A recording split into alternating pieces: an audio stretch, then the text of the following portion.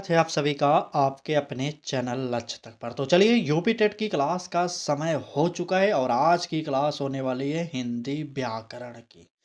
संपूर्ण व्याकरण का निचोड़ आज हम प्रोवाइड करेंगे। आज यहाँ पर हम आपको सभी टॉपिक दिखाएंगे। समास, प्रत्यय, उपसर्ग, अलंकार, संधि। तो कुल मिलाकर आपके जितने भी सिलेबस में टॉपिक दिए गए हैं उनकी चर्चा आज हम करेंगे और 60 प्रश्न पढ़ेंगे। 60 प्रश्नों में हम आपको पूरा एक बार यूपी टेट का सिलेबस दिखाएंगे किस प्रकार से प्रश्न पूछा जाएगा। तो चलिए क्लास को शुरू करते हैं। पैटर्न वही होगा, एक प्रश्न एमसीक्यू होगा, दूसरा प्रश्न जो होगा 2 और 3 नंबर का वो होगा वन लाइनर, उसके बाद अगला एमसीक्यू होगा, फिर 2 वन लाइनर होगा। ठीक है, ये देखते हैं आज की क्लास का पहला प्रश्न। कहा जा रहा है कि दुर्जन शब्द में कौन सा समास है? कर्मधारय होगा, बहुव्रीहि होगा, द्विगु होगा या तत्पुरुष होगा। चलिए समास से स्टार्टिंग करेंगे और अलंकार, प्रत्यय, उपसर्ग, संधि सभी की चर्चा क्लास में की जाएगी। ठीक है, अगर आपसे पूछा जाए कि दुर्जन में कौन सा समास होगा तो यहाँ पर हो जाएगा तत्पुरुष, डी वाला ऑप्शन सही हो जाएगा। ठीक है, आगे बढ़िए। वन लाइनर देखिए, सत्संग में कौन सा समास है अगर आपसे पूछा जाए तब आप क्या बताएंगे, बताइए।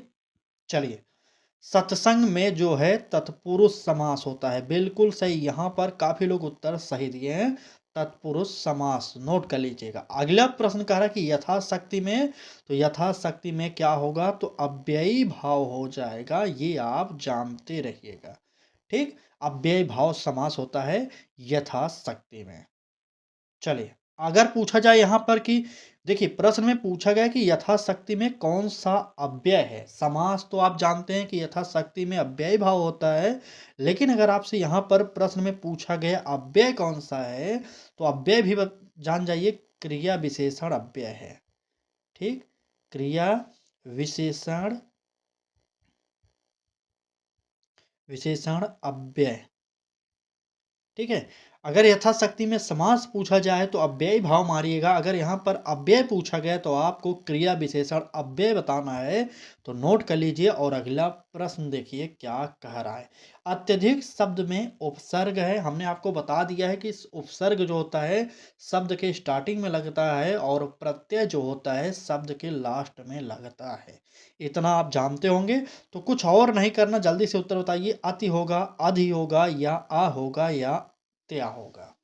चले, प्रश्न संख्या दूसरे का उत्तर कमेंट बॉक्स में बता दीजिए कौन सा सही होगा। चले, बिल्कुल सही। अत्यधिक शब्द में अगर पूछा जाए समास कौन सा होगा तो अति होता है, ये आप जान जाइए। ए वाला ऑप्शन सही होगा। वन लाइनर पर आएंगे। निर्बल में कौन सा उपसर्ग है? तो यहाँ पर कौन सा? तो निर उपसर्ग हो जाएगा। ठीक है, अगर पूछा जाए कि त्वा जो है किस प्रकार का प्रत्यय है, तो त्वा जो है ये हमारा तद्धित प्रत्यय है। ठीक, चलिए, तद्धित प्रत्यय हमारा ये होता है, आप ये भी नोट करिए। सारे प्रश्न इंपॉर्टेंट है, अगर क्लास अच्छी लग जाए तो जरूर लाइक करिएगा एक बार। आ गया अनुप्रास अलंकार होगा या यमक अलंकार, यानी कि अब यहाँ पर अलंकारों का प्रश्न आ गया है। देखिए, कह रहा है कि जहां चाह वहां राह में कौन सा अलंकार है? अनुप्रास होगा, यमक होगा, पुनरुक्ति प्रकाश होगा या विरोधाभास होगा। चलिए, फटाक से कमेंट करिए कि जहां चाह वहां रहा। ये तो कहावत आपने सुना ही होगा। अगर आपसे पूछा जाए कि इसमें अलंकार कौन सा है तो आप क्या बताएंगे? पुनरुक्ति प्रकाश, यही हमारा सी वाला ऑप्शन सही हो जाएगा। ठीक, जहां अक्षरों की बार बार आवृत्ति होती है वहां पर अनुप्रास अलंकार होता है, और जहां पर शब्दों की बार बार आवृत्ति होती है वहां पर यमक होता है। ठीक है, ये आप जानते रहिएगा। चलिए, आगे बढ़ते हैं और देखते हैं हमारा अगला प्रश्न क्या कह रहा है। कहा जा रहा है कि चरण कमल में कौन सा अलंकार है? तो बताइए, चरण कमल में कौन सा अलंकार होगा? चलिए, बिल्कुल सही, यहाँ पर रूपक अलंकार हो जाएगा। ठीक है, चरण कमल में रूपक अलंकार हो जाएगा। अगर आपसे पूछा जाए कि नीलकंठ किसका पर्यायवाची है, अर्थात आपको पता होना चाहिए नीला है कंठ जिसका, तो कंठ किसका नीला है? तो बिल्कुल सही, हमारे भगवान शिव का जो है कंठ नीला है, इसलिए इन्हें क्या कहा जाता है? नीलकंठ कहा जाता है। ठीक? चलिए, बिल्कुल नीलकंठ कहा जाता है। आगे बढ़ते हैं और देखते हैं हमारा अगला प्रश्न क्या कह रहा है। राम ने रावण को मारा। देखिए, बहुत ही इंपॉर्टेंट प्रश्न है यहाँ पर। कर्ता कर्म ये सब चिन्ह जो होते हैं, अगर आपने पढ़ा होगा तो इसका उत्तर देंगे। ठीक है, बताइए। कह रहा है कि राम ने रावण को मारा में जो है को जो दिया गया है यहाँ पर, देखिए यहाँ पर को दिया गया है ना, यह कौन सा कारक होगा? ये को कौन सा कारक है, आपको यही बताना है। करण होगा, अधिकरण होगा, संप्रदान होगा या कर्म होगा? तो आपको पता होना चाहिए, कर्ता ने कर्म को करण से के द्वारा, संप्रदान को के लिए होगा, अधिकरण में पय पर होता है। इसी प्रकार से अगर आप जानते हैं तो इसका उत्तर फटाक से बता दीजिए। ठीक है, तो यहाँ पर देखिए, शब्द का चिन्ह जान जाइए। कर्ता ने कर्म को, ठीक है, संप्रदान के लिए, ठीक, के लिए, अधिकरण में पय पर होता है, में पय पर हो जाएगा। और करण जो होता है, करण होता है से के द्वारा। ठीक, बिल्कुल। यहाँ पर ये जानते रहे, अपादान भी, अपादान जो होता है, अपादान में भी से का प्रयोग होता है, लेकिन वह अपादान जो होता है वहाँ पर अलगाव के दृष्टि में से का प्रयोग किया जाता है। ये आप जानते रहिए। यहाँ पर को शब्द को चुनना था, कौन किसका होगा? तो को जो शब्द है वो हो जाएगा कर्म कारक का। यहाँ पर डी वाला ऑप्शन सही हो जाएगा। ठीक है, बिल्कुल, डी वाला ऑप्शन सही करिए। आगे बढ़िए। से किस कारक का चिन्ह है? अभी मैंने बताया था, तो करण से के द्वारा, तो करण कारक हो जाएगा यहाँ पर, ये आप जानते रहिए। अगला प्रश्न के लिए किसका होगा? तो के लिए अभी मैंने बताया कि संप्रदान होगा।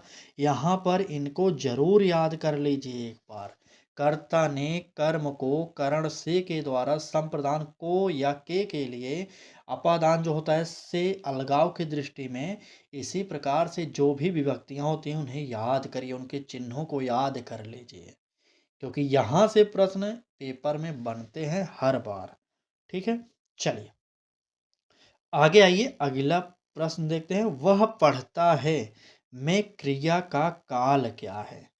पूर्ण भूत है, सामान्य वर्तमान है, अपूर्ण भूत है या आसन्न भूत है? बताएंगे जल्दी से कमेंट बॉक्स में। वह पढ़ता है में क्रिया का काल क्या होगा?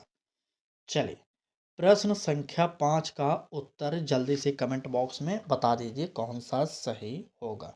तो बिल्कुल सही, यहाँ पर जो उत्तर होगा सामान्य वर्तमान काल हो जाएगा।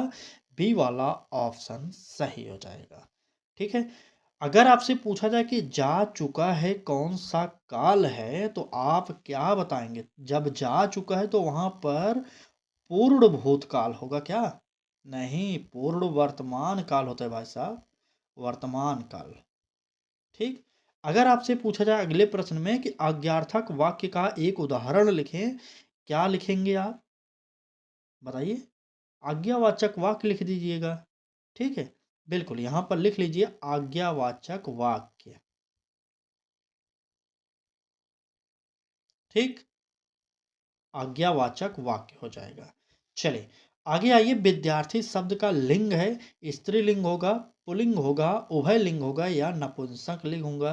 तो आप जानते रहिएगा, विद्यार्थी जो शब्द होता है वह उभय लिंग होता है, क्योंकि यहाँ पर छात्र छात्राएं दोनों को गिनती होती है। ठीक है, यहाँ पर ये जानते रहिएगा, यहाँ पर दोनों की गिनती होने के कारण ही इसे उभय लिंगी कहा जाता है। सी वाला ऑप्शन सही हो जाएगा।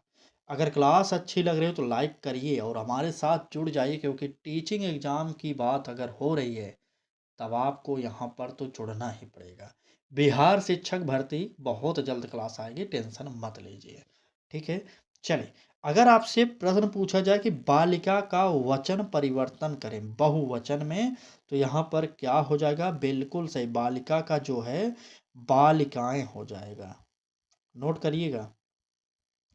ठीक, बालिकाएं हो जाएगा। अगर आपसे पूछा जाए कि गुरु का स्त्रीलिंग रूप क्या है, तो क्या होगा? गुरु माता कह सकते हैं ना, बिल्कुल, गुरु माता कहिए या गुरु, ये कह सकते हैं गुरुवैया।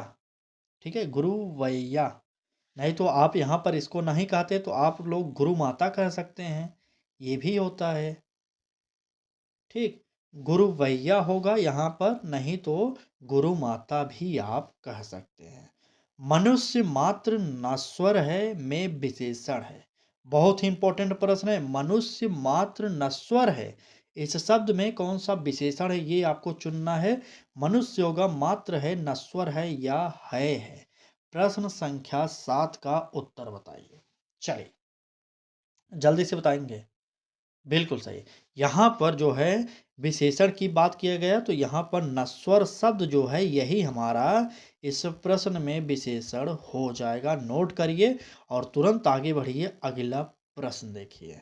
कहा जा रहा है कि तीसरा कौन सा विशेषण, तीसरा शब्द में कौन सा विशेषण होगा, तो यहाँ पर कौन सा, बिल्कुल क्रमवाचक हो जाएगा। ठीक, क्रमवाचक हो जाएगा। अगर आपसे पूछा जाए कि कुछ कौन सा सर्वनाम है, तो कुछ जो होता है अनिश्चयवाचक सर्वनाम होता है। अनिश्चयवाचक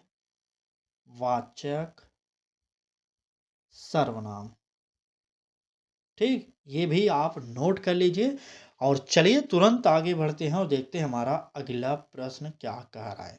कहा जा रहा है कि मैंने पत्र लिखा में मैंने है, मैंने क्या होगा वहां पर ये आपको बताना है। तो चलिए, कर्ता कारक होगा, संबंध कारक होगा, करण कारक होगा या संप्रदान कारक होगा। अभी हमने आपको क्या बताया था, सभी कारक के चिन्हों को हमने बताया था आपको ऊपर। ठीक है, तब आप बताएंगे इस प्रश्न का उत्तर। आप जल्दी से, अब सब लोग कमेंट करेंगे प्रश्न संख्या 8 का उत्तर क्या होने वाला है। बिल्कुल सही, यहाँ पर मैंने शब्द हो जाएगा क्या, कर्ता कारक। ए वाला ऑप्शन सही हो जाएगा। नेक्स्ट प्रश्न देखेंगे, वन लाइनर का क्या कह रहा है हमारा। कह रहा है कि तुझसे, बहुत ही इंपॉर्टेंट है, तुझसे में कौन सा सर्वनाम है। तब आप क्या बताएंगे, तुझसे शब्द जो होता है ये होता है पुरुषवाचक। ठीक, पुरुषवाचक विशेषण नहीं भाई साहब, सर्वनाम पूछा गया ना, सर्वनाम। अगला प्रश्न देखिए, कह रहा कि जो आया वही जीता में क्या है। जो आया वही जीता में क्या है, तो जल्दी से बता दीजिए उत्तर। बिल्कुल सही, यहाँ पर संबंधवाचक सर्वनाम हो जाएगा। जो आया वही जीता, संबंधवाचक। ठीक है, संबंधवाचक, बिल्कुल सर्वनाम। चलिए, यहां से ये आप जानते रहिए। आगे बढ़ते हैं और देखते हैं हमारा अगला प्रश्न क्या कह रहा है। कमल शब्द का पर्याय नहीं है, मतलब कि तीन ऑप्शन जो है वो कमल के पर्याय हैं, लेकिन एक ऑप्शन जो है वह कमल का पर्याय नहीं। पर्याय का मतलब पर्यायवाची। चलिए, पंकज है, नीरज है, अंबुज है या हिमांशु है। चलिए जल्दी से नवे का उत्तर बताइए। देखिए, पंकज पर्याय है कमल का, नीरज भी, अंबुज भी, लेकिन यहाँ पर हिमांशु शब्द जो दिया गया है यह हमारा कमल का पर्यायवाची नहीं है। ये आप जान जाइए अच्छे से। ठीक, अगर आपसे पूछा जाए कि विपरीत का विलोम क्या है, तब आप क्या बताएंगे, तो अनुकूल बताएंगे। ठीक, अगर आपसे पूछा जाए कि अतिथि का संधि विच्छेद कैसे करना है, तब क्या बताएंगे आप, तो बिल्कुल आ धन तिथि। ठीक, ये होता है हमारा अतिथि का संधि विच्छेद। आप लोग यह भी नोट कर लीजिए। आपसे फिर से विनम्र निवेदन करेंगे कि वन लाइनर का नोट्स जरूर बनाइए, क्योंकि अंतिम समय में रिवीजन इसके द्वारा कर सकते हैं आप। ठीक, चलें आगे। चलिए, सदाचार का संधि विच्छेद क्या होगा। सत धन आचार, सद धन आचार, सत धन चार, सदा धन आचार। जल्दी से बता दीजिए सदाचार में कौन सा संधि विच्छेद सही होगा यहाँ पर। प्रश्न संख्या 10। बिल्कुल, यहाँ पर सद धन आचार होगा। यहाँ पर एक बात को ध्यान रखना है, नीचे सद में हलंत रहना चाहिए। अगर आप बिना हलंत वाला ऑप्शन चुन लेंगे तो आपका नंबर भी कट जाएगा, इतना आप जानते रहिएगा। ठीक, दुर्गति में कौन सी संधि होगी, अगर ये पूछा जाए तब आप क्या बताएंगे, तो बिल्कुल यहाँ पर क्या संधि हो जाएगी, नोट करिए। चलिए, यहाँ पर होता है गुण संधि। ठीक, दुर्गति में जो है गुण संधि हो जाएगा। आगे बढ़ते हैं, अगर पूछा जाए कि लोकहित में कौन सा समास है, तो लोकहित में तत्पुरुष समास हो जाएगा। तत्पुरुष समास। चलिए, यहाँ पर ये जानते रहिए और तुरंत आगे बढ़ते हैं और देखते हैं हमारा अगला प्रश्न क्या कह रहा है। कहा जा रहा है कि घर घर में चर्चा है में पुनरुक्ति का प्रकार है। या शब्द याद करिए, घर घर में चर्चा है पुनरुक्ति का विचार है। क्या होगा? पूर्ण पुनरुक्ति, आंशिक पुनरुक्ति, अर्थ पुनरुक्ति या अनुप्रास। यहाँ पर तो अनुप्रास नहीं होगा। अब आप बताइए ए बी सी कौन सा उत्तर सही होगा आपका। चलिए, जल्दी से बताएंगे, जल्दी से।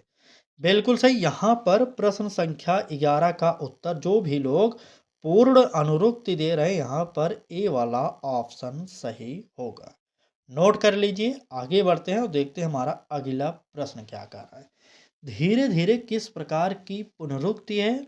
तो धीरे धीरे जो है पूर्ण पुनरुक्ति है। ठीक है, नोट करिएगा, प्रश्न बहुत ही इंपॉर्टेंट है यह। पुनरुक्ति। ठीक, चलिए, पुनरुक्ति। चारों ओर में कौन सा समास है? अगर ये आपसे पूछा जाए तो आप बताएंगे तत्पुरुष समास है। ये आप जानते रहिए। ठीक है, हम आपको बताते हुए चल रहे हैं, आप नोट करिएगा यहाँ पर अगर अच्छे से ना समझ में आ रहा हो तो। चलिए, जो परिश्रम करता है वही सफल होता है। अगर यह पूछा जाए क्या है, तब बताएंगे कैसे आप। सरल वाक्य है, मिश्र वाक्य है, संयुक्त है या आज्ञार्थक है। चलिए, जो परिश्रम करता है वही सफल होता है, तो क्या बताएंगे आप? एक बार कमेंट करिए। चलिए, फटाक से। बिल्कुल सही। प्रश्न संख्या 12 का उत्तर बी भी दे रहे हैं कुछ लोग सी भी दे रहे हैं। यहाँ पर सी वालों, आपका उत्तर गलत होगा। यहाँ पर जो ये शब्द दिए गए, ये है हमारा मिश्र वाक्य। याद करिए, बी वाला ऑप्शन सही हो जाएगा। ठीक, चलिए। मिश्र वाक्य में कितने उपवाक्य होते हैं? अगर ये आपसे पूछा जाए तब आप क्या बताएंगे? तो 2 उपवाक्य होते हैं। कौन कौन से होंगे? नोट करिए। एक होगा प्रधान। ठीक, एक होगा प्रधान उपवाक्य और दूसरा होगा जो हमारा आश्रित उपवाक्य। एक आश्रित। ठीक, आश्रित, ये भी आप जानते रहिएगा। ठीक है, चलिए, अगला प्रश्न पूछा जा रहा है कि संयुक्त वाक्य में संयोजक का उदाहरण दें। केवल शब्द में देना है, तो यहाँ पर आप एक शब्द में और लिख सकते हैं। ठीक है, ये हमारा प्रश्न का उत्तर होगा और। चलें आगे। समझ में आ रहा है कि नहीं? एक बार क्लास के कमेंट बॉक्स में ज़रूर बताइए, क्लास समझ में आ रही है कि नहीं। ठीक है, अगर आपको समझ में नहीं आ रहा है तो टेंशन मत लीजिए, एक दिन और इंतज़ार करिए, कल की क्लास देखिएगा, उसके बाद आप खुद समझ जाएंगे। हो सकता है कभी कभी समझ में नहीं आता होगा, मुझे पता है। चलिए, बात अगले प्रश्न की। अंधों में काना राजा मुहावरे का अर्थ है। क्या अर्थ है? बुद्धिमान होगा, अल्पज्ञों में श्रेष्ठ होगा, राजा अंधा है या काना व्यक्ति। जल्दी से बता दीजिए, अंधों में कान्हा राजा, क्या होगा इसका अर्थ? चलिए, बिल्कुल, ये तो सरल प्रश्न है, आप सब उत्तर दे सकते हैं। यहाँ पर अल्पज्ञों में सेठ, मतलब मूर्खों में महाज्ञानी बनना, एक प्रकार से कह सकते हैं। यहाँ पर बी वाला ऑप्शन सही हो जाएगा। आगे आइए। नाक कटना का अर्थ है, तो क्या अर्थ होगा नाक कटना का? तो अपमान होना। ठीक है, अगर आपसे पूछा जाए लोकोक्ति और मुहावरे में अंतर क्या होता है, तो नोट करिए, लोकोक्ति जो होता है पूर्ण वाक्य होती है, जबकि मुहावरा जो होता है वह वाक्यांश होता है। फिर से नोट करिए, इसे हम लिखेंगे नहीं, नोट करिए आप खुद। लोकोक्ति पूर्ण वाक्य होता है और जो मुहावरा होता है वह वाक्यांश होता है। ठीक, चलिए, प्रश्न देखते हैं। प्रश्न संख्या है 14। अभी तक आप 13 प्रश्न एमसीक्यू प्लस 26 प्रश्न जो है वन लाइनर का पढ़ चुके हैं। यानी कि कुल मिलाकर 39 प्रश्न आपने आज की क्लास में देख लिया। क्लास कैसी लग रही बताइए ज़रूर, और अच्छी लग रही हो तो लाइक शेयर और चैनल को सब्सक्राइब कर लीजिए और डेली जुड़िए, लाइव क्लास पढ़िए। ठीक है, क्योंकि समय है अभी हमारे पास, तो हम सोच रहे हैं कि कम से कम हर सब्जेक्ट में 2000 प्रश्नों की प्रैक्टिस सेट करा दें आपको। ठीक, चलिए बात करेंगे अगले प्रश्न की। कह रहा है कि कर्माणि प्रयोग का उदाहरण है कौन सा? राम फल खाता है। राम जो है फल राम खाया जाता है। देखिए बहुत ही इधर उधर का प्रश्न बना दिया गया है। बी ऑप्शन क्या कह रहा है देख रहे हैं, फल राम द्वारा खाया जाता है। सी ऑप्शन राम फल खाएगा, और डी ऑप्शन फल खा। भाई साहब फल खा क्या होता है, यहाँ पर काट दीजिए। प्रश्न संख्या 14 का उत्तर बिल्कुल सही है, राम द्वारा जो है फल खाया जाता है, यही हमारा बी वाला ऑप्शन सही हो जाएगा। ठीक, बिल्कुल बी वाला सही करेंगे और चलेंगे आगे और देखेंगे अगला प्रश्न क्या कह रहा है। क्या आपने इससे पहले इस प्रकार की क्लास कभी देखी है? एक बार कमेंट जरूर करिएगा। ठीक है, कर्तृवाच्य में क्रिया किसके अनुसार होती है? तो कर्ता के अनुसार हो जाएगी। ठीक, कर्ता के अनुसार। अगर आपसे पूछा जाए कि भाववाच्य का एक उदाहरण बताएं, तो आप क्या बताएंगे? बिल्कुल यहाँ पर जहां पर होता है भाव प्रधान, ये आप जानते रहिए। और तुरंत आगे बढ़ते हैं, देखते हैं हमारा अगला प्रश्न क्या पूछ रहा है। अगले प्रश्न में पूछ रहा है कि सज्जनता में प्रत्यय है। हमने आपसे बताया कि उपसर्ग शब्द के स्टार्टिंग में लग जाता है, प्रत्यय शब्द के लास्ट में लगता है। तो यहाँ पर डायरेक्ट उत्तर नोट कर लीजिएगा। सज्जन में अगर ता प्रत्यय जोड़ दिया जाएगा तो यहाँ पर हमारा सज्जनता सही हो जाएगा। ठीक है, सज्जन में अगर ता प्रत्यय जोड़ जाएगा तब क्या होगा? सज्जनता सही हो जाएगा। चलिए, बालपन में कौन सा प्रत्यय है? तो प्रत्यय लास्ट में जुड़ता है, तो यहाँ पर पन प्रत्यय हो जाएगा। उपसर्ग जोड़कर गम से एक शब्द बनाइए। चलिए, बिल्कुल यहाँ पर उपसर्ग जोड़ेंगे, क्या? आगमन हो जाएगा, बना देंगे आगमन। क्या आगमन होना चाहिए? बिल्कुल। चलिए आगे बढ़िए, अगला प्रश्न देखिए क्या कह रहा है। नीलांबर में कौन सी संधि है, गुण है, वृद्धि है, यण है या दीर्घ है? तो नीलांबर में दीर्घ संधि होती है, यानी कि नीला धन अंबर बराबर नीलांबर। ये आप नोट कर लीजिए। ठीक, चलिए महेश का संधि विच्छेद क्या है? अगर आपसे ये पूछा जाए तब आप क्या बताएंगे? चलिए, संधि विच्छेद तो आपको आता होगा ना, तो जल्दी से बता दीजिए महेश शब्द का संधि विच्छेद कैसे करेंगे आप। तो यहाँ पर नोट करिए, आप लोग तो बहुत धीरे कमेंट कर रहे हैं, नोट करिए। महाधन क्या होगा? ईस होगा, एस नहीं होगा, ईस होगा। ठीक, अगर आपसे पूछा जाए कि जनहित में कौन सा समास है, तो जनहित में जो है तत्पुरुष समास है, ये आप जानते रहेंगे।